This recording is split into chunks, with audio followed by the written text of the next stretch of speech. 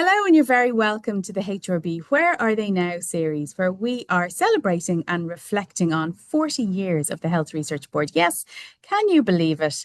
The Health Research Board is 40 years old. And I'm your host, Dr. Claire O'Connell.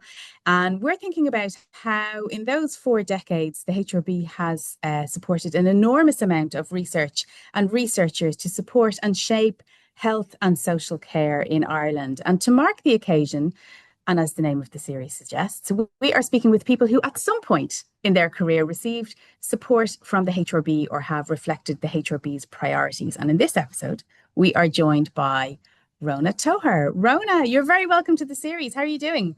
Thank you so much for having me. I'm delighted to be here. Great, great. So, Rhona, you're a physicist, you're an entrepreneur, you're an internationally recognized innovator, and your work drives advancements in acoustic materials.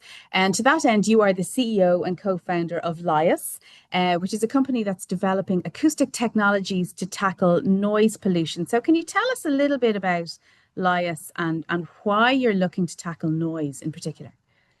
Of course. So Líos is committed to eliminating noise pollution. It's one of those pieces of low-hanging fruit. If you look at warming or chemical pollution, they're going to take years to fix, but noise pollution ends the second that we switch the noise off. So what we are doing is developing advanced materials that significantly reduce harmful noise exposure and, therefore enhancing quality of life. And our vision is, a world where noise pollution is a thing of the past, where, every environment from your home to cities, they are quieter, they're healthier, they're also more sustainable.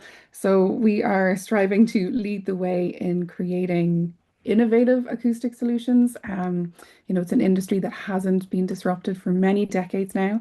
So we're looking to not just reduce noise, but also contribute to a greener future. And we have dedicated the last few decades of our life to developing new materials, integrating them into not just things like headphones to protect you on a building site, but also to integrate them into the industrial machinery, to HVAC units, into, aerospace and all kinds of transport. So we're reducing noise at the source, so kind of fundamentally removing that noise from the environment. And tell us about the impact on health here. How is a quieter world a healthier world? I think people don't realize the impact that noise can actually have on your health. It impacts your heart, your nervous system, your stress. I think anyone who's ever lived in a noisy city and then has escaped to the country can tell you the direct impact that that's actually had on their well-being. So I think by reducing that overall noise in our cities, which, governments and the European Commission, they're all trying to do now by legislating for noise because they have finally understood the actual impact that this kind of noise pollution is having on people. That we're seeing that big movement towards trying to reduce it and getting rid of that impact that it's having on our bodies and on our health. And your journey started back in around 2009. Now I remember this. I remember this when you and a couple of your schoolmates, I think in Yeah, Sligo, yeah. you did a project for the BT Young Scientists and Technology Exhibition, as it was called at the time. Mhm. And you it for those who aren't familiar with it, it's an enormous competition that takes place every year in January, where students from around Ireland develop these scientific projects, and it's an extremely prestigious thing to win a prize in. And you won a couple of prizes. You won the HRB Special Award, so this was your first, I presume, your first interaction with the HRB, Yeah. and you also won the runner-up prize for best project, which was absolutely huge. Tell us a little bit more about that project and how it kind of kickstarted your journey into developing materials to reduce and eliminate noise pollution. Yes, it really is the foundation of everything behind our business today and behind our mission as well. So, for our Young Scientist project, we developed a sound therapy for people who had been overexposed to loud noise. So, they were suffering from something called tinnitus, which is the ringing in your ears that you experience when you've been exposed to loud noise. And that could be after a short period of time if you're going to a workplace or a concert, or it can be something that you experience every single day, sometimes for the rest of your life if you have that hearing damage that is actually caused by it. So when you hear it, you think, I'll wake up tomorrow and it might be gone, but it is actually causing permanent hearing damage to you. And what we wanted to do after working with, we, had worked with almost 1,000 people for our project. And when we got to the exhibition, we were, really, you'd be stunned when you actually go and you meet with the students, even now today, the engagement you get from the public. But we had, hundreds of people coming up to us asking us how they could get access to the therapy we had developed, which we had developed for ourselves as people who were experiencing this. Emer played the drums in a band, and I was going to see them play a little too often. And, we didn't think that we would bring it beyond the exhibition. This was something we developed for ourselves, but everyone wanted to access it. They always knew somebody, and I think most people in life, they could say their uncle, their granny, their mother had all experienced it at some point. And so, that was January of 2009, and we were about to sit our leaving cert, and we had not any notion of what was an entrepreneur, or whether we would be setting up a company, but we had great support from there were the local enterprise offices in Sligo where we were from, that we could incorporate, become a business, and that would be a way for us to continue our research in this space, a way for us to launch our sound therapy, and a way for us to connect with all the people in Ireland who were looking to access this. And at that time, we weren't sure if it would be something we did, but we incorporated a company that May, and then sat our leaving cert in the June. Oh, wow. And oh, it doesn't stop. We sold our first product then in August.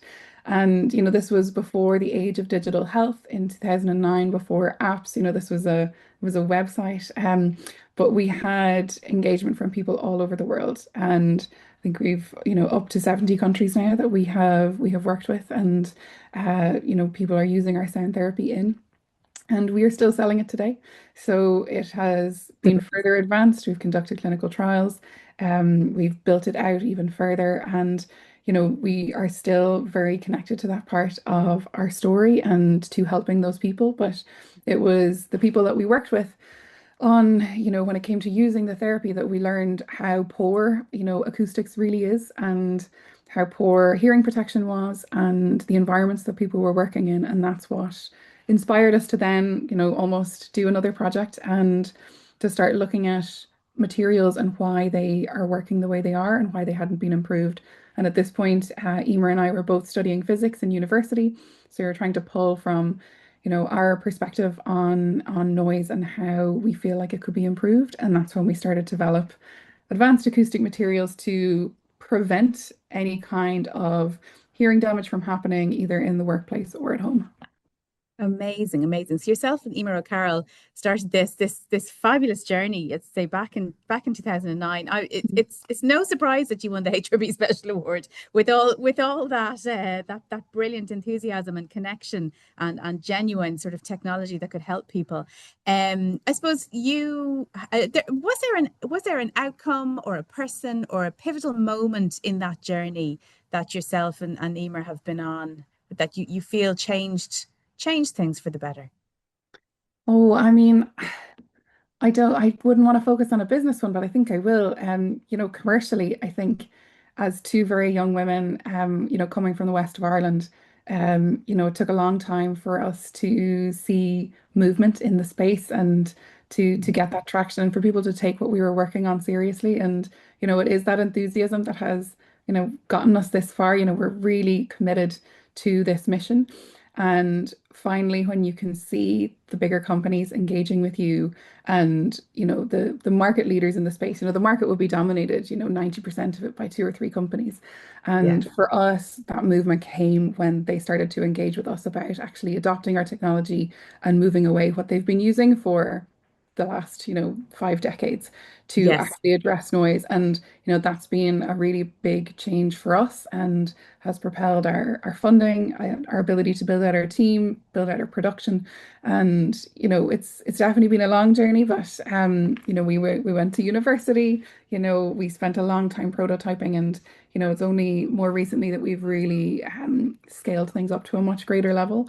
And now, we're working with companies all over the world on actually integrating our technology into, modern transport, modern appliances, the next generation of airplanes, um, rockets, everything. Noise is kind of the same materials are used in everything. So what's in your dishwasher is in your rocket launcher, and that shouldn't be the way things are. So we're advancing the way that acoustics is actually being addressed by tackling it, piece by piece as well. And I think that's really exciting for us to be able to address the challenge in such a broad way.